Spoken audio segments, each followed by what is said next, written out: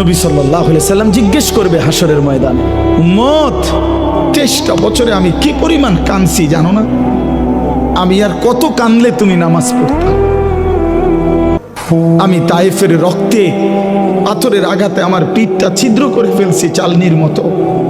আমি 14 দিন ক্ষুধার কষ্টে পেটে পাথর বাঁধছিলাম 2টা। আমার ঘরের চুলায় 3 মাস কোনোদিন, আম্মা জান আয়েশা নবীর স্ত্রী বলছে যে খোদার কসম 3 মাস কোনোদিন চুলায় আগুন জ্বলে নাই। প্রাণ খুলে আল্লাহকে ডাক দিয়ে বলেন, হে আল্লাহ, আলহামদুলিল্লাহ, তুমি অনেক ভালো রেখেছ, আমরা অনেক ভালো আছি, আমরা অনেক সুখে আছি। প্রাণ থেকে আওয়াজ করে বলেন, শুকর আলহামদুলিল্লাহ। করা যাবে তো? সবসময় কি বলবেন? কেউ যদি হাত তুলে আল্লাহর কাছে দোয়া করে আর চায়, ওই হাত ফিরিয়ে দিতে আল্লাহর নাকি লজ্জা লাগে। সুবহানাল্লাহ কইতে পারলেন না? আবার দোয়া যখন করবেন, আল্লাহর নামগুলো উচ্চারণ করে দোয়া করবেন।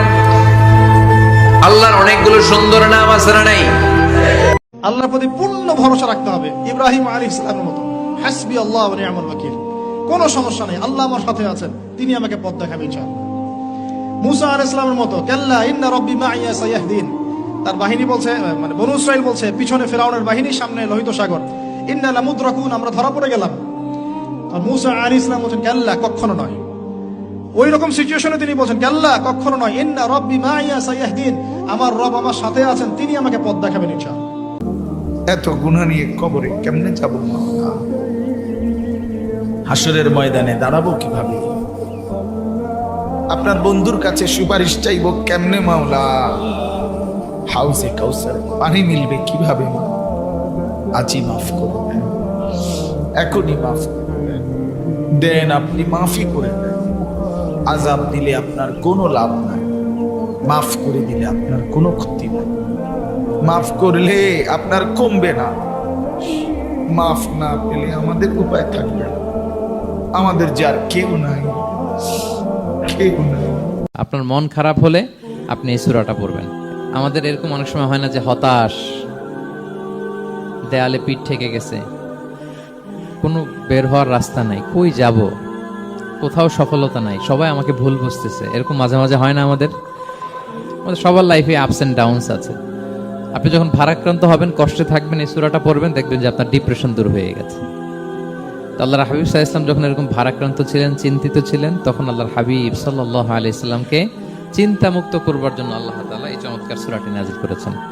আল্লাহ নাজিল করলেন, আউযু বিল্লাহি মিনাশ শাইতানির রাজিম, বিসমিল্লাহির রাহমানির রহিম, ওয়াদ-দুহা ওয়াল-লাইলি ইযা সাজা মা ওয়াদ্দাআকা রাব্বুকা ওয়া মা ক্বালা ওয়ালাল আখিরাতু খায়রুল লাকা মিনাল উলা ওয়ালা সাউফা ইউতিকা রাব্বুকা ফাতারদা।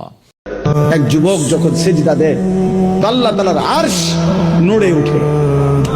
আল্লাহ তাআলা আরশ আজিম থেকে বলে, যুবক আমার সিজদা দিলি, যা আমি ওয়াদা দিলাম তোরে এই আরশের নিচে ছায়া দেব। আল্লাহ রাব্বুল আলামিন বান্দাকে অনেক সময় পরীক্ষা করেন, অনেক সময় কষ্ট দেন। বান্দা যখন সেটাকে সবর করতে পারে, হজম করতে পারে, বিনিময়ে আল্লাহ রাব্বুল আলামিন তাকে এমন জিনিস দান করেন যা সে কল্পনাও করেনি।